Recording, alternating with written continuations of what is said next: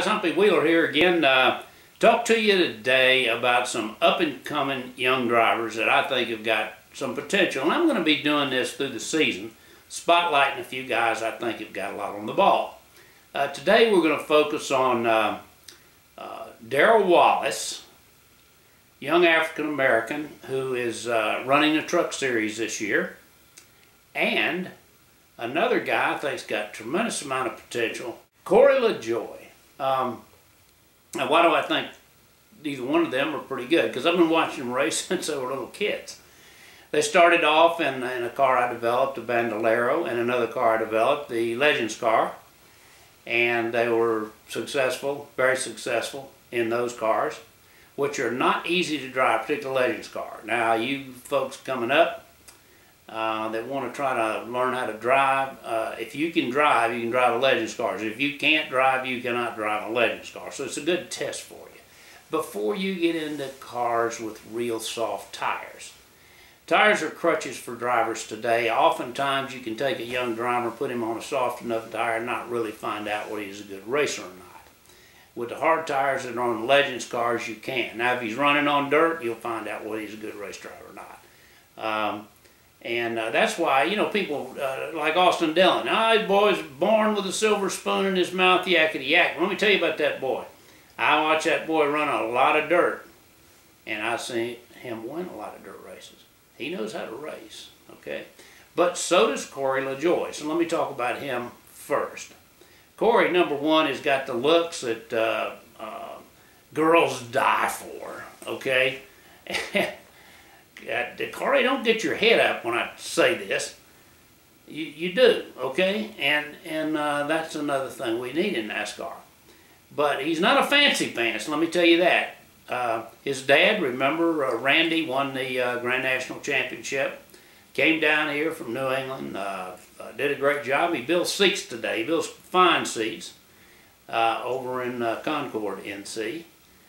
So I have a feeling that Corey make people stand up and be noticed, particularly if he can take that car and beat some of the veterans like Denny Hamlin and the guys that the Cup guys that run the series, nationwide series.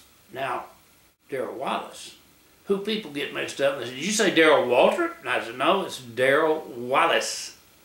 We may need to change your name, Darrell. What could we do? We need to give you a nickname.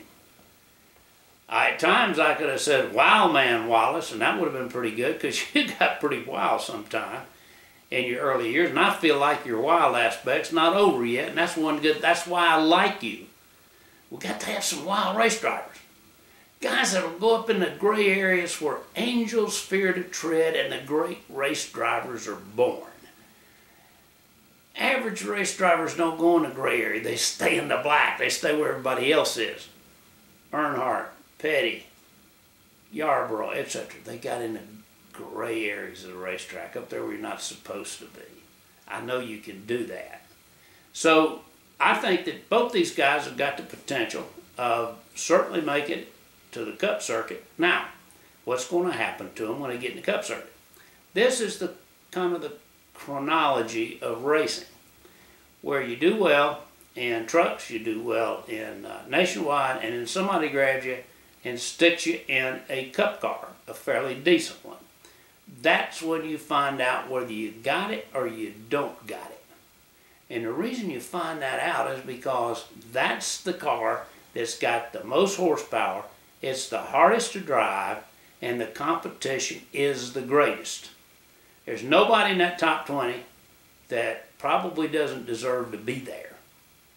And most of them are really great race drivers. So you got to compete against that. And you got to do it on really, really tough racetracks like Phoenix, like Las Vegas, like Texas, like Fontana. Those are the tracks that test the mettle out of any young driver. And if he hadn't quite got it, he is not going to make it on those racetracks. So let's watch these kids, not kids anymore, as they get on up there and try their hand as they move up the circuit to see if they can hold their own with the veterans. So my two picks for the week with young drivers right now to spotlight is Corey LaJoie and Darrell Wallace. Back again, neither one of them, I tell you, were born with anything but a rusty spoon in their mouth. Parents didn't have a lot of money. They did okay, but they couldn't put them in multi-million-dollar race cars. Those boys have earned it. So let's watch them and see how they do the rest of the season.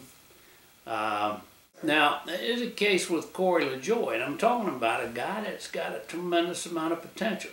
But he doesn't have a sponsor now. All of a sudden, he's not Silver Spoon, never was. He's really got a rusty spoon in his mouth. Now, he's got to find somebody that will enable him to move up. And that's the great tragedy of this whole thing called racing and racing to the top. Here's a guy with a lot of talent, no sponsor. And that pretty well stops everybody in their track. So there may be somebody out there looking for a good young race driver. And believe me, Corey LaJoie's got it. He's got the looks. He can drive down in the corner. I can tell you that right now. I've seen him race a lot. And I think he's got the genes for it because his father, Randy, was one heck of a driver.